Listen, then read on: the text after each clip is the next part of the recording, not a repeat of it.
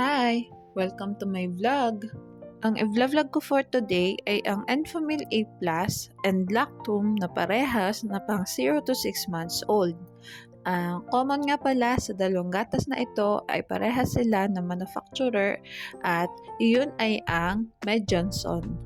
Bebase ko nga pala ulit ang review natin sa nutrition facts na per 100 grams of powder ng bawat gatas. Mahalagang paalala, breast milk is the best milk for babies. Okay, simulan na natin. Sa energy, fat, A-linolenic acid, ARA, DHA, carbohydrates, dietary fiber, fructoligosaccharides, and 2-fucosilactose, lamang ang Enfamil. Ngunit sa protein and linoleic acid, pantay ang dalawang gatas.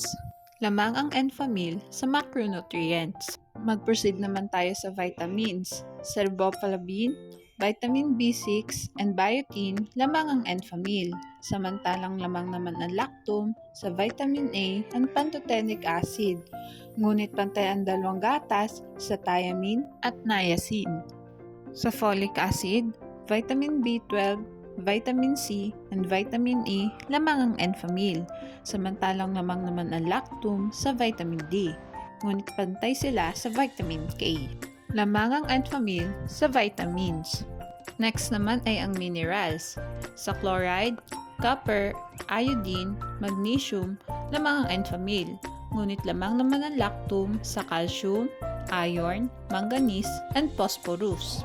Potassium, selenium, sodium, zinc, L-carnitine, choline, inositol, and taurine, lamang ang Enfamil. At ang lactum ay walang taurine. Lamang ang Enfamil sa minerals. Sa other nutrients, ang Enfamil ay may phospholipids and sphingomyelin at ang lactum naman ay mayroong prebiotic. Ito nga pala yung summary ng vlog natin. Sa macronutrients, vitamins, minerals, and others, lamang lahat sa Enfamil. Reasonable naman ito dahil mas mahal sa Enfamil kaysa sa lactum. Sa last mall daily ko pala kinuha yung price nila at hindi ito confirm kung ganito din ba yung price nila sa physical stores. Pero lagi nating tatandaan, pumili ng gatas na hiyang sa bata. Hanggang dito na lang po ang vlog ko. Thanks for watching. Please like and subscribe for more videos.